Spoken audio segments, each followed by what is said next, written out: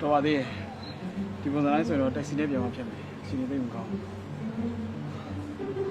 မောင်းမယ်ဆိုမတော့ဘူးတောက်မယ်ဆိုမမောင်းဘူးအရင်အရေးကြီးပါတယ်